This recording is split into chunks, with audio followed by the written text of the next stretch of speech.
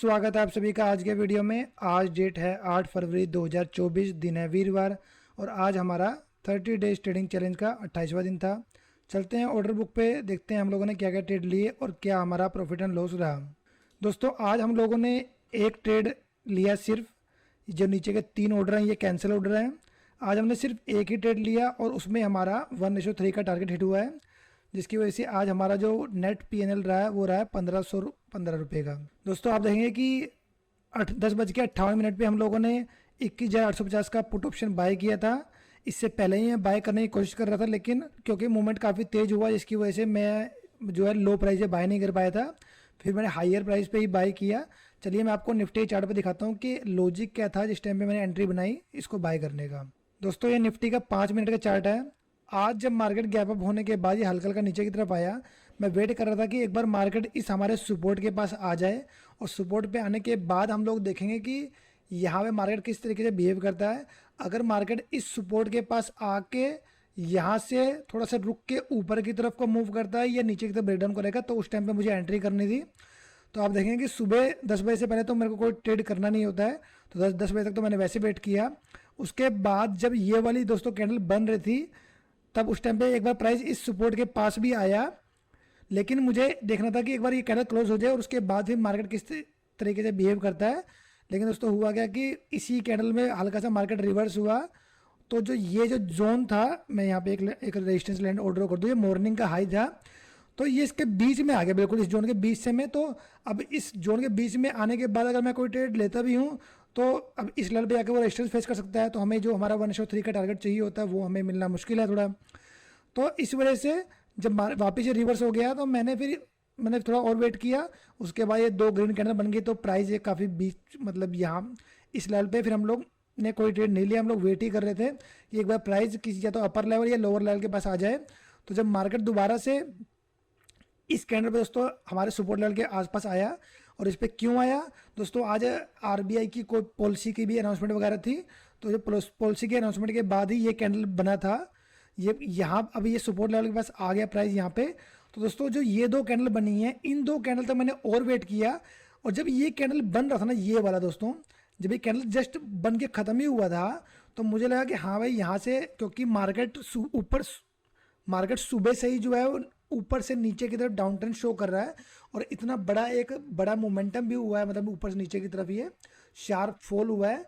तो और यहाँ पे जब ये कैंडल बनी है काइंड ऑफ डोजी कैंडल है, तो यहाँ पे क्योंकि इसकी अब विक देखिए, अपर विक कितनी बड़ी है, अपर विक बड़ी है मतलब यहाँ पे सेलिंग ज़्यादा हो रही है। तो मुझे ये था कि भाई डाउन ट्रेंड भी डाउन नीचे का है और अब यहाँ पे भी सेलिंग हो रही है, तो हो सकता है मार्केट यहाँ से ब्रेकडाउन करे। तो दोस्तों इसी पॉइंट पे आप देखेंगे कि मैंने 10:55 जैसे ही ये वाला कैंडल बनना शुरू हुआ तो उसी टाइम पे मैं एंट्री करना चाह रहा था। 28 रुपये का आप देखेंगे ऑर्डर लगा रखा है मैंने यहाँ पे। एक्चुअली उस टाइम पे शायद प्राइस जो है 30 रुपये का चल रहा था। आप देखेंगे कि ये हल्का सा इस कैंडल में ऊपर भी गया था, तो उस टाइम पे प्राइस लगभग 30 रुपये का चल रहा था ऑप्शंस का। तो मैंने ऑर्डर लगाया था 28 का कि 28 से बाय हो जाए, लेकिन तुरंत जो है मार्केट नीचे की तरफ मूव करने लगा जिसकी वजह से पुट साइड का प्रीमियम बढ़ने लगा। तो मैंने इस ऑर्डर को कैंसिल करके दोबारा से थोड़ी देर रुक के दोबारा से ऑर्डर लगाया। अब के मैं ये मैंने 38.95 का ऑर्डर लगा था, ये भी ऑर्डर बाय नहीं हुआ, यही मैंने कैंसिल किया। फिर तुरंत प्राइस क्योंकि शार्प फॉल स्टार्ट हुआ यहाँ से, प्राइस देखिए आप तुरंत कितनी जल्दी 50 रुपये के पास, मतलब 50 के 57 रुपये पहुँच गया। तो मैंने 50 रुपये का ऑर्डर लगाया, लेकिन फिर मैंने उसको कैंसिल किया और फिर मैंने मार्केट प्राइस, दोस्तों ये जो ऑर्डर था ये मैंने मार्केट प्राइस से प्लेस किया था।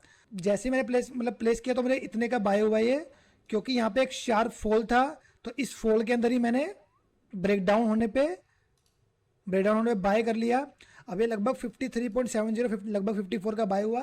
तो उसके हिसाब से 44 रुपीज़ का हमारा स्टॉप लॉस था और 84 रुपीज़ का टारगेट था। तो एक बार के लिए मैंने मेरा 44 रुपीज़ का स्टॉप लॉस ऑर्डर लगा दिया था, लेकिन उसके बाद मार्केट जब मेरे टारगेट की तरफ जाने लगा तो मैंने उसी स्टॉप लॉस ऑर्डर को मॉडिफाई करके हमारा 84 का टारगेट ऑर्डर लगा दिया था, लिमिट ऑर्डर। और मार्केट आप देखेंगे कि एक तरफ कंटिन्यूशन नीचे की तरफ मोमेंटम किया है। ऑप्शन चार्ट पर दिखाऊं मैं आपको, तो दोस्तों वो कैंडल थी ये वाली, 10:55 मिनट की कैंडल ये वाली थी। इस कैंडल पे मैंने लगभग 54 रुपीज़ का बाय किया और उसके बाद एक तरफा मोमेंटम हुआ और यहाँ पे हमारा 84 रुपीज़ का टारगेट हमारा अगले 4 मिनट के अंदर ही हमारा टारगेट हिट हो गया। दोस्तों अगर इस ट्रेड में हमने होल्ड किया होता तो हमें इसमें 1:5, 1:6, 1:7 तक का हमें टारगेट देखने को मिल सकते थे, लेकिन क्योंकि हमारे ट्रेडिंग रूल्स में है कि अभी हमें 30 डेज़ के लिए सिर्फ 1:3 का ही टारगेट बुक करना है, तो जैसे ही हमें 1:3 का टारगेट मिला हम लोग ट्रेड से बाहर आ गए। और आज टोटल हमने एक ट्रेड लिया, जो हमारा इसकी वजह से हमारा नेट प्रॉफिट एंड लॉस रहा 1515 रुपये का प्रॉफिट। दोस्तों जो अगर हम लोग ट्रेलिंग करते तो हमें ज़्यादा फायदा होता। तो ट्रेलिंग का जैसे मैंने पहले ही बताया कि ट्रेलिंग का जो लॉजिक है, ट्रेलिंग वगैरह जो है वो मैं आगे के एक बार मेरा 30 डेज का ट्रेडिंग चैलेंज पूरा हो जाए तो उसके बाद जो मैं ट्रेड करूँगा उसके अंदर मैं ट्रेलिंग किया करूँगा। मैं एक फिक्स टारगेट नहीं रखूँगा कि मेरे को 1:3 पे निकल जाना है। 1:3 आने पे मैं ट्रेल किया करूँगा ऑलवेज स्टॉप लॉस को मेरे।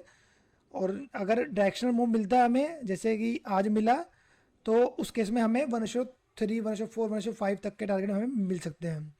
तो ये हम लोग करेंगे आगे ट्राई। तो अभी के लिए इतना ही। आज प्रॉफिट हुआ 1515 रुपये का। मिलते हैं अगले वीडियो में। Bye bye.